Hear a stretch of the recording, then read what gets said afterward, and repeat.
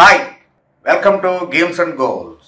9th edition T20 world cup super 8కి వచ్చేసింది. రేపు ఇండియా ఆఫ్ఘనిస్తాన్ తోటి ఆడబోతోంది. తన సూపర్ 8లో భాగంగా మొదటి మ్యాచ్. లీగ్ ఫేస్ మ్యాచ్లు న్యూయార్క్లో, అమెరికాలో ఆడినటువంటి ఇండియా మొత్తం సూపర్ 8 మ్యాచ్లన్నీ కూడా కరేబియన్ ఐలాండ్స్కి మారిపోయాయి. యుఎస్ఏలో ఉన్నటువంటి వికెట్లు బౌలర్లకి చాలా హెల్ప్ చేశాయి. బ్యాట్స్మెన్ చాలా ఇబ్బంది పడ్డారు స్కోర్ చేయడానికి. ఏమాత్రము కూడా అటు బాల్ అనుకున్నటువంటి విధంగా బ్యాట్ మీదకి రాకపోవడంతో ఇబ్బంది పడ్డారు. ప్రతి టీము కూడా, not only for Indian batters, అందరూ కూడా ఆ రకమైనటువంటి ఇబ్బందిని ఫేస్ చేశారు. కానీ కరేబియన్ ఐలాండ్ వికెట్స్ కొద్దిగా స్లోగా ఉన్నా కూడా అటు బ్యాట్స్మెన్ కి చక్కటి సహకారాన్ని అందిస్తూ ఉంటాయి. స్పిన్నర్లను ఎదుర్కోవడం కొంచెం కష్టం కావచ్చు కాక, బట్ ఓవరాల్ గా T20 ఫార్మాట్ కి సరిపోయినట్టుగానే అక్కడ వికెట్లు ఉంటాయి. దానికి కారణం అక్కడ కరేబియన్ ప్రీమియర్ లీగ్ చాలా సక్సెస్ అవటం. సో అందుకనే ఆ రకమైనటువంటి వికెట్లని తయారు చేస్తూ ఉన్నారు. అటు ఆఫ్ఘనిస్తాన్ మీద ఇండియా డామినెన్స్ చాలా స్పష్టంగా ఉంది. లాస్ట్ 5 మ్యాచెస్ ని, అటు జనవరిలో జరిగినటువంటి 5 మ్యాచ్ సిరీస్ ని కనుక గమనించినట్లయితే ఇండియా 4-1 తోటి సిరీస్ ని సాధించింది. కాకపోతే థర్డ్ T20 సూపర్ ఓవర్ లో ఇండియా విజయాన్ని నమోదు చేసుకుంది. ఏకంగా 212 రన్స్ సాధిస్తే కూడా ఇండియా ఆఫ్ఘనిస్తాన్ ధీటుగా సమాధానం ఇచ్చింది. 212 రన్స్ ఎగ్జాక్ట్ చేసి మ్యాచ్ ని టై చేసుకోగలిగింది. కానీ సూపర్ ఓవర్ లో మాత్రం ఇండియా 11 for 2 వికెట్స్ కోల్పోయినా కూడా 11 రన్స్ చేస్తే ఆఫ్ఘనిస్తాన్ కేవలం ఒకే ఒక్క పరుగుని చేయగలిగింది. దాంతో ఇండియా 10 రన్స్ విక్టరీని సాధించింది. అటు Rashid Khan, the world number 1 T20 bowler, Afghanistan ని లీడ్ చేస్తూ ఉన్నాడు.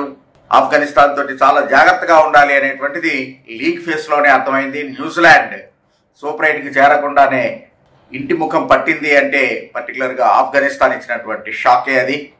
బౌలింగ్ ఫ్రెండ్లీ ఉన్నటువంటి వికెట్ మీద కూడా 150+ స్కోర్ ఆఫ్ఘనిస్తాన్ చేయగలిగింది అంటే వాళ్ళ బ్యాటర్లు ఏ రకమైనటువంటి ఫామ్ లో ఉన్నారో అర్థమవుతోంది.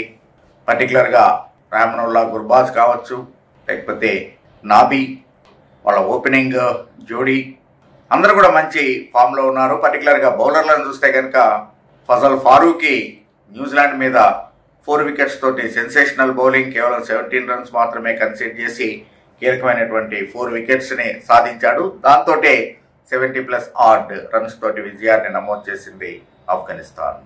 కాకపోతే కెప్టెన్ రషీద్ ఖాన్ అంత ఫామ్ లో లేడు. అందులోనూ లాస్ట్ T20 వరల్డ్ కప్ లో రషీద్ ఖాన్ బౌలింగ్ లోనే 8 బాల్స్ ని ఫేస్ చేసినటువంటి రోహిత్ శర్మ ఏకంగా 20 రన్స్ సాధించాడు. సో సైకలాజికల్ గా ఆ ఫియర్ కూడా రషీద్ ఖాన్ లో కొంత క్యారీ అయ్యేటువంటి అవకాశం ఉంది. కానీ నవీన్ ఉల్ హక్, అలాగనే పర్టికులర్ గా Farooqui left arm fast bowler, Indian బ్యాటర్లు లెఫ్ట్ ఆర్మ్ పేసర్ ని ఎదుర్కొనేందుకు ఇబ్బంది పడతారు అనేటువంటిది it's a proven fact. So కాబట్టి అతనితోటి జాగ్రత్తగా ఉండాల్సినటువంటి అవసరం ఉంది. ఖచ్చితంగానే అటు స్పిన్నర్లకి హెల్ప్ చేసేటువంటి వికెట్ మీద even Rashid Khan will be dangerous bowler. India విషయానికి వచ్చేటప్పటికి ఓపెనర్ల ఫామ్ ఇబ్బంది పెడుతోంది. Rohit Sharma of course Ireland కి విరుద్ధంగా జరిగిన మ్యాచ్ లో హాఫ్ సెంచరీ చేసి ఉండొచ్చు కాక, బట్ ఈవెన్ అమెరికా తోటి, పాకిస్తాన్ తో జరిగిన మ్యాచ్ల్లో కూడా ఫెయిల్ అయ్యాడు. విరాట్ కోహ్లీ అయితే 3 మ్యాచ్ల్లో కేవలం 5 రన్స్ మాత్రమే చేశాడు. అందులో ఒక డక్అవుట్ కూడా ఉంది. సో అందుకని విరాట్ కోహ్లీ ఫామ్ అందుకోవటం చాలా అవసరం. క్రూషియల్ మ్యాచ్ సూపర్ 8లో మనతోటి ఇంకా బంగ్లాదేశ్ అండ్ ఆస్ట్రేలియా ఉన్నాయి మన గ్రూప్ లో.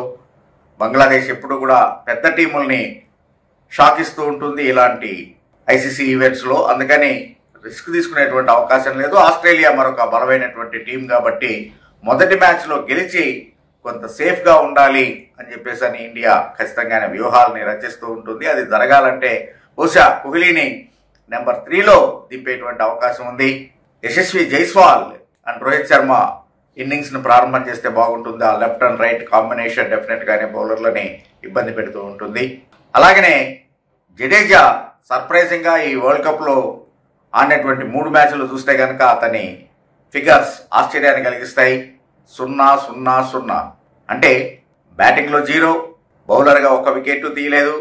ఈవెన్ జడేజా వెంటనే గుర్తొచ్చేటువంటి ఆ ఫీల్డింగ్ మెరుపులు కూడా లేవు. కనీసం ఒక రన్అట్ లో ఇన్వాల్వ్ కాలేకపోయాడు, ఒక క్యాచ్ను కూడా పట్టలేకపోయాడు. సో బహుశా జడేజా ప్లేస్లో కుల్దీప్ యాదవ్ని ఏమైనా తీసుకుంటారేమో చూడాలి. ఈవెన్ సిరాజ్ ఒకే ఒక్క వికెట్ తీశాడు మొత్తం మీద 3 మ్యాచ్ల్లో. సో కాబట్టి సిరాజ్ని కూడా తప్పించి మరొక స్పిన్నర్ చహల్ని కూడా తీసుకునే అవకాశం ఉంది. Chahal, Axar Patel and of course Kuldeep Yadav.